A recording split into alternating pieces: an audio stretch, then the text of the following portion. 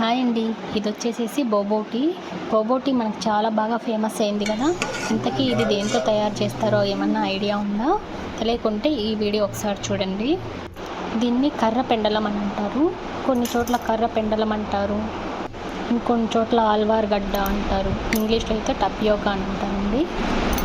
ఈ గడ్డ అయితే కొంచెం ఒక రకంగా బాగా ముదిరింది కాబట్టి మనకి పైన ఉన్న తోలు తీయడం కూడా చాలా కష్టంగా అనిపించింది.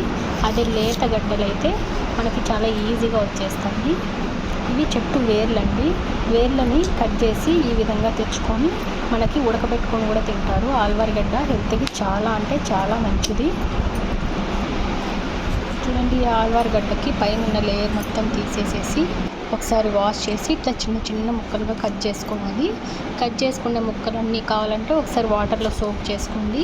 లేదు అనుకుంటే అలాగైనా కూడా మిక్సీ పట్టేసేసేయండి. కొంచెం కొంచెం వాటర్ వేస్తూ మెత్తటి పేస్ట్ లాగా మిక్సీ పట్టేసేసుకోవాలి.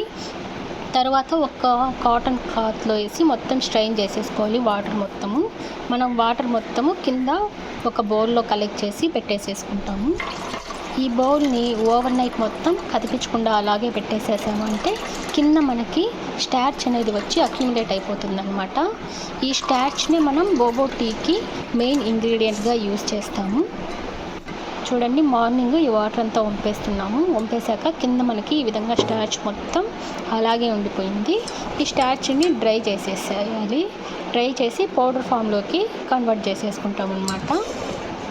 ఈ టపియోకా అనేది మనకి ప్రాన్స్ కల్చర్లో కూడా ఈ మధ్య చాలా ఎక్కువగా యూజ్ చేస్తున్నారు.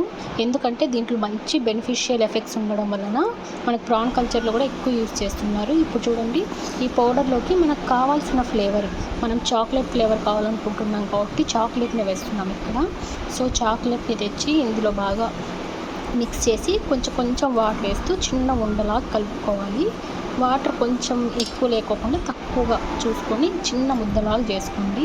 తర్వాత వీటిని చిన్న చిన్న బాల్స్లోకి కన్వర్ట్ చేసుకుంటాము.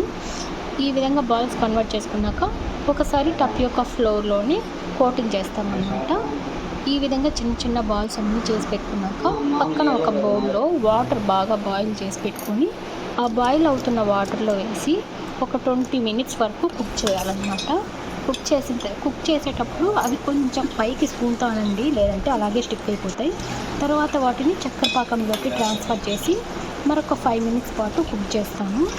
ఈ విధంగా కుక్ చేసినప్పుడు ఈ బోబో బాల్స్ అనేది రెడీ అండి మనకి.